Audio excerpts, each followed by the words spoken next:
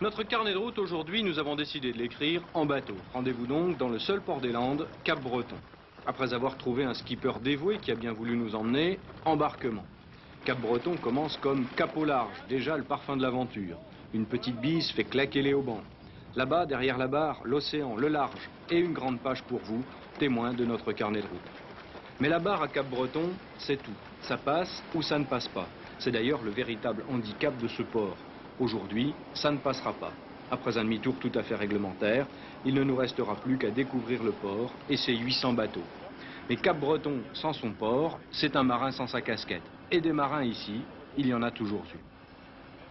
On a d'abord, là encore, une filiation historique à assumer.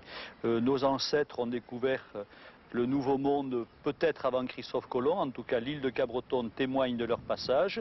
Et qu'aujourd'hui, d'avoir un port de plaisance à Cap-Breton et une activité de pêche, c'est bien renouer avec la tradition. C'est quelque chose qui nous fait plaisir. On a un peu l'impression de perpétuer cette tradition dans la modernité.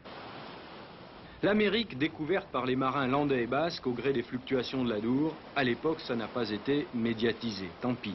Aujourd'hui, c'est les Américains qui découvrent Cap-Breton. Enfin presque, parce que c'est surtout les Allemands qui viennent, les Hollandais et les Espagnols aussi. Mais ils ne représentent que 10% de la clientèle d'été.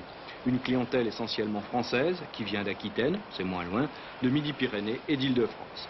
Cap-Breton, lié par un syndicat à vocation multiple avec Seignos, Osgore, Labenne et Angresse, passe chaque été de 10 000 à 150 000 habitants. 50 000 habitants à Cap-Breton seulement. Une fréquentation qui a pour conséquence un développement économique dynamique. Et aujourd'hui, Cap-Breton est traité sur un pied d'égalité avec Deauville et Saint-Tropez pour un plan d'aménagement touristique État-région. On parle aussi de centre européen de rééducation pour sportifs de haut niveau. Ils viendront en voiture, car par la mer, c'est encore incertain. Mais nous, pour notre carnet de route, nous recommencerons demain.